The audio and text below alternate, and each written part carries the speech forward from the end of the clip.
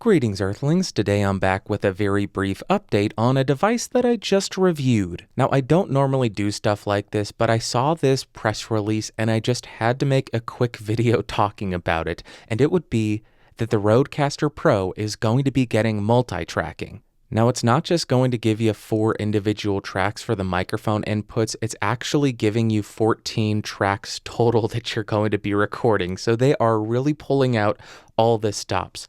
You're going to be getting a stereo live mix, which is what you were previously getting.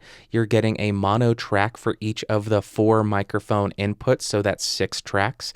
You get a stereo track for the USB, a stereo track for the 3.5mm TRRS, a stereo track for the Bluetooth, and a stereo track for the sound pad. And in order to activate it, all you gotta do is jump into the advanced settings and turn on multi-channel mode, and you should be good to go.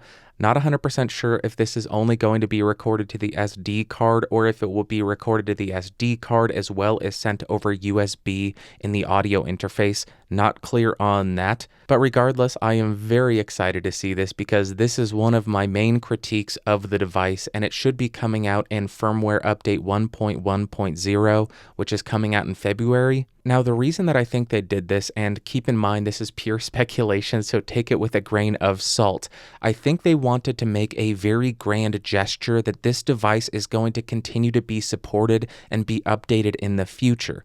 There are so many times that we see devices get released and there's one update and then it's completely forgotten.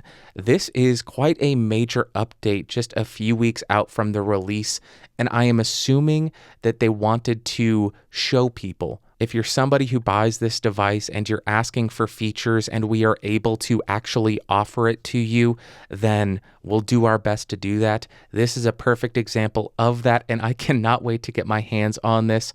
This will change a lot about my feelings on the Rodecaster Pro. I will, of course, make a video on it when this update rolls out and test it out. I will not say that go out and buy it with the expectation of this coming out just yet. Wait for this update to come out because I don't think that you should buy products based on a promise of features that come out in the future. That was a hard sentence to say, but in February, when this does come out, I'll test it and share my thoughts and let you know if I recommend it higher now. So that is it for this very short video. Sorry, it's different than usual, but I just couldn't help but make a video on this. I'll see you next time. Bye.